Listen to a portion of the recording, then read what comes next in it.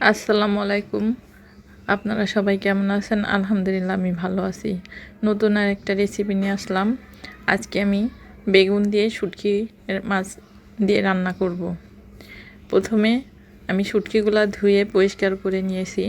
তার আগে আমি একটা ফ্রাই প্যানে তেল গরম করতে দিয়েছি। তেলটা গরম হওয়া পর্যন্ত আমি অপেক্ষা করতেছি। এরপরে আমি পেঁয়াজ কুচি দিয়ে দিলাম তেলের ভিতরে, একটু নাড়াচাড়া করতেছি।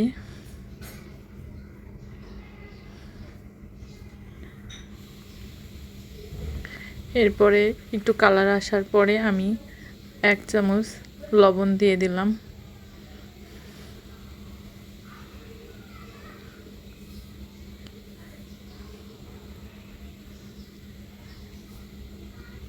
এরপরে আমি শুটকিগুলো ছোট ছোট করে কেটে নিয়েছিলাম। একটু ফ্রাই প্যানে আমি ভেজে তারপরে আমি গরম পানি দিয়ে ধুয়ে পরিষ্কার করে নিয়েছি। তারপরে আমি পেঁয়াজের মধ্যে দিয়ে একটু ভেজে নিচ্ছি।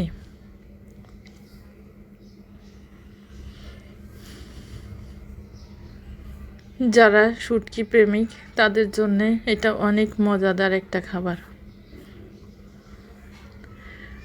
পেঁয়াজ ব্লেন্ডার আমি দিয়ে দিচ্ছি 2 চামচ। এরপরে আমি আদা পেস্ট দিয়ে দিচ্ছি 1 চামচ। জিরা এবং ধনের গুঁড়া 1 চামচ দিয়ে দিচ্ছি। এরপরে আমি গুঁড়া মরিচের 1 চামচ গুঁড়া মরিচ দিয়ে দিচ্ছি। এরপরে আমি হলুদ গুঁড়া দিয়ে দিচ্ছি 1 চামচ। পরে একটু নাড়াচাড়া করতেছি।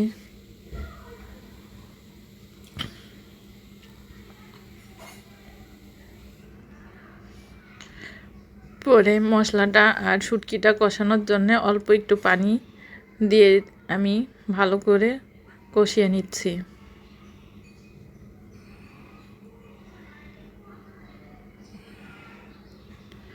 পরে আমি ঢেকে দিয়েছিলাম, ঢাকনিটা খুলে আবার একটু নাড়াচাড়া করতেছি।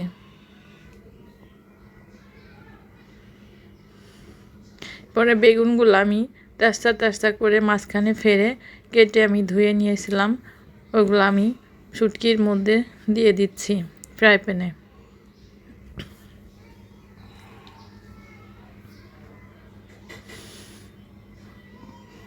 তারপর আমি নাড়াচাড়া করতেছি ভালো মতো, উপর নিচ করে নেড়ে দিয়ে আমি ঢেকে দিয়েছিলাম। কিছুক্ষণ পরে আমি ঢাকনা খুলে আবার একটু নাড়াচাড়া করতেছি। ওর ভিতর থেকে পানি বেরোয়ছিল। পরে আমি সুন্দর করে নাড়াচাড়া করে ভালো করে কষিয়ে নিচ্ছি। কষানোর আগে আমি 4টা রসুন মাঝখানে ফেলে ধুয়ে আমি দিয়ে দিলাম আস্ত।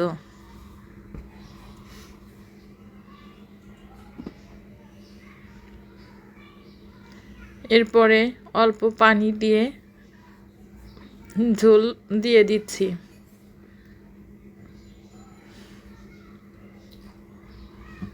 এই রান্নাটা গা মাখা মাখা হবে, বেশি পানি দেওয়া যাবে না।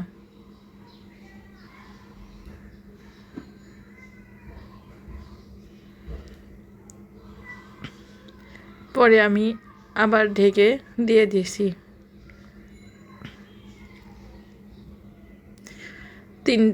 4টা কাঁচামরিচ আমি হালকা করে ফেলে আমি দিয়ে দিচ্ছি। ঝাল আর লবণ আপনারা আপনাদের টেস্ট মতো বুঝে দিয়েন।